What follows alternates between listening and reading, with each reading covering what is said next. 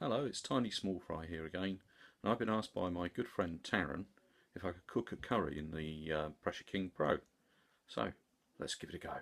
Right, so the curry we're actually going to produce this evening is actually not a traditional Indian curry. It was invented allegedly in Glasgow and was chicken tikka masala. You can find the base recipe in the book that comes with the PKP, but also I've adapted it horrendously because we don't like chickpeas in this house and various other things. So I'll guide you as I go along what I've done that's different. Okay, here we go. Right, well, what I've done here is it's actually 1 tablespoon of olive oil warming up nicely in there. I've not used butter, I've used olive oil, and I've halved the amount that's in there just to halve the amount of calories and fats that are in this dish.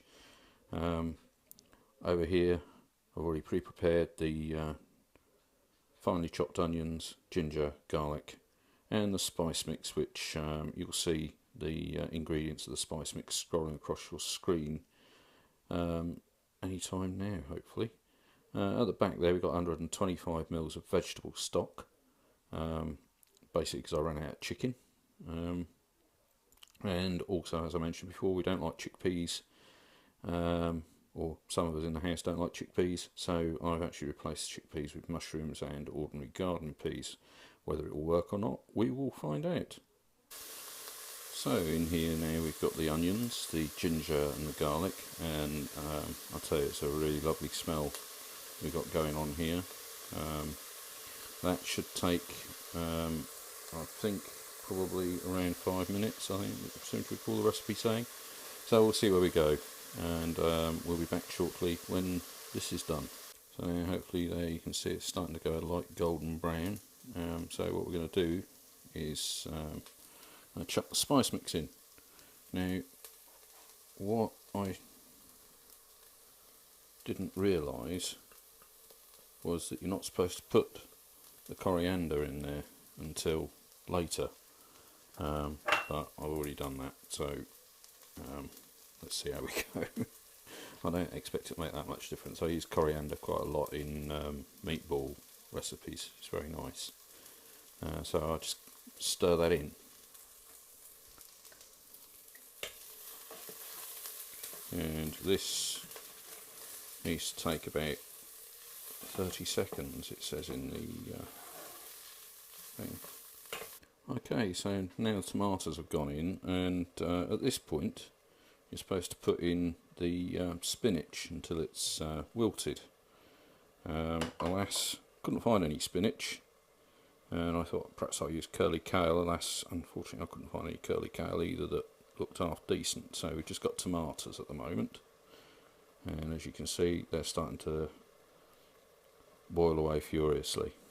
And instead of the spinach I've now got the tomatoes, and it seems somewhat out of focus. Got the tomatoes and all the I'll put mushrooms in there, and I'm going to have to put this stock in there. There we go, and I'll put the stock in there. I hit cancel, and I've got to put the chicken in next.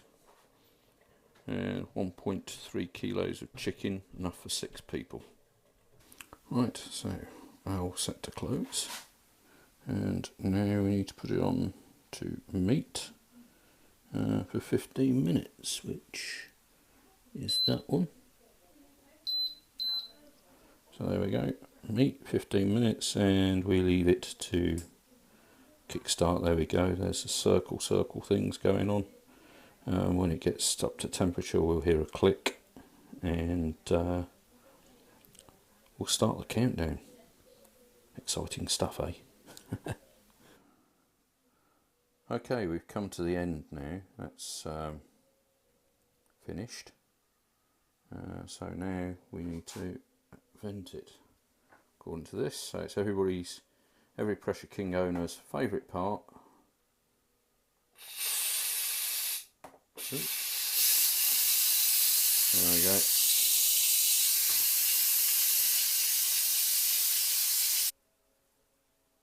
Okay, there we go. The meat's clearly cooked.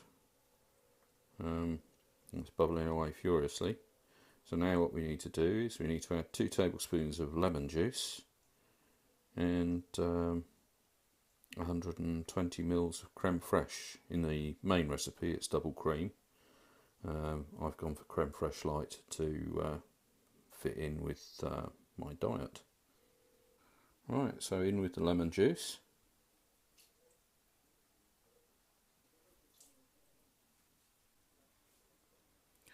Okay, and now 125 mils of creme fraiche.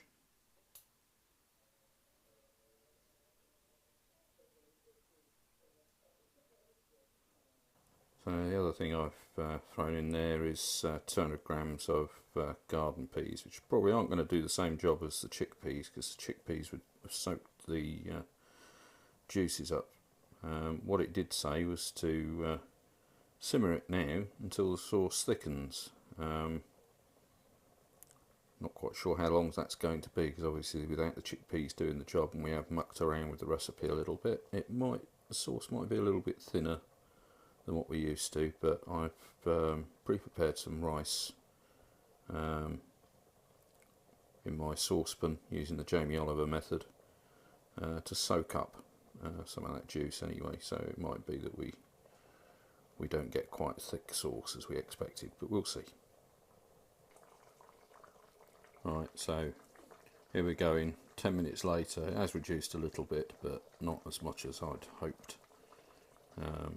And that will be largely down to the fact that the chickpeas didn't go in. It was ordinary peas. Lesson learnt there. Well, I'm sure it's going to taste absolutely gorgeous. And here's the finished dish. I haven't put as much sauce on there as I'd like. I should be putting a bit more sauce on there for me in a minute. Just for cinematic effect more than anything. Okay, well there we go. Right, well, that was quite nice actually. I did enjoy the flavour, and we had 6 clean plates, so that's a win in my book. However, the sauce was a little thinner, and I think if we'd have actually stuck to the recipe with the chickpeas and spinach, then perhaps we would have been looking at a completely different prospect and perhaps a thicker sauce. But hey ho, I enjoyed it, and I'm not ruling out doing it again. So all it remains for me to say is bon appetit, or ciao cow.